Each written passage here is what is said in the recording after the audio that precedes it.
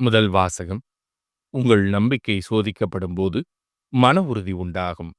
அப்போது நீங்கள் நிறைவுள்ளவர்களாய் இருப்பீர்கள். திருத்தூதர் யாக்கோபு எழுதிய திருமுகத்திலிருந்து வாசகம். அதிகாரம் 1. இறைவசனங்கள் 1 முதல் 11 முடிய.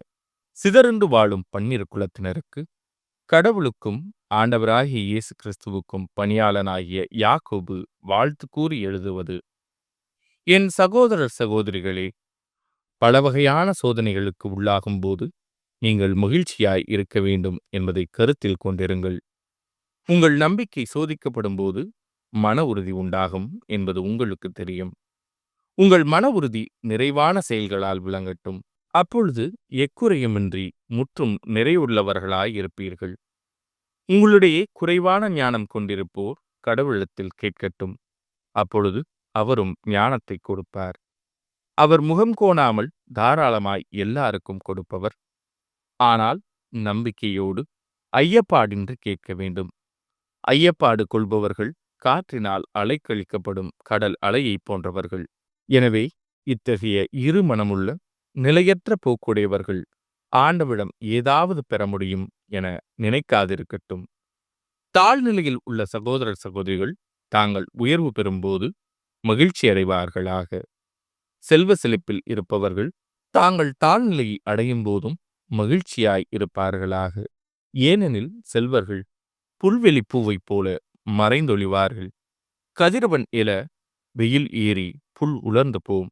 அதன் பூ வதங்கி விழும். அதன் அழகிய தோற்றமும் அழிந்துவிடும்.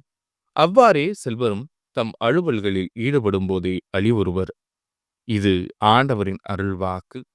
இறைவா, உமக்கு நன்றி. பதிலுரை பாடல். நான் பிழைத்திருக்கும்படி உமது இரக்கம் ஆண்டவரே கிடைப்பதாக. நீர் என்னை தண்டிக்கும் முன்பு நான் தவறிழைத்தேன். ஆனால் இப்போது உம் வாக்கை கடைபிடிக்கின்றேன். நீர் நல்லவர், நன்மையே செய்பவர். எனக்கு உம் விதிமுறைகளை கற்பியும். நான் பிழைத்திருக்கும்படி உமது இரக்கம் ஆண்டவரே கிடைப்பதாக. எனக்கு துன்பம் விளைந்தது என் நன்மைக்காகவே. அதனால் உம் விதிமுறைகளை நான் கற்றுக்கொண்டேன். நீர் திருவாய் மலர்ந்த சட்டம் ஆயிரக்கணக்கான பொன் வெள்ளி காசுகளை விட எனக்கு மேலானது. நான் பிழைத்திருக்கும்படி உமது இரக்கம் ஆண்டவரே கிடைப்பதாக. ஆண்டவரே, உம் நீதி தீர்ப்புகள் நேரியவை என அறிவி. நீர் என்னை சிறுமைப்படுத்தியது சரியே. எனக்கு ஆறுதல் அளிக்குமாறு உமது பேரன்பு எனக்கு கிடைக்கட்டும். உம் ஊழியனுக்கு வாக்குறுதி அளித்தீர் அன்றோ.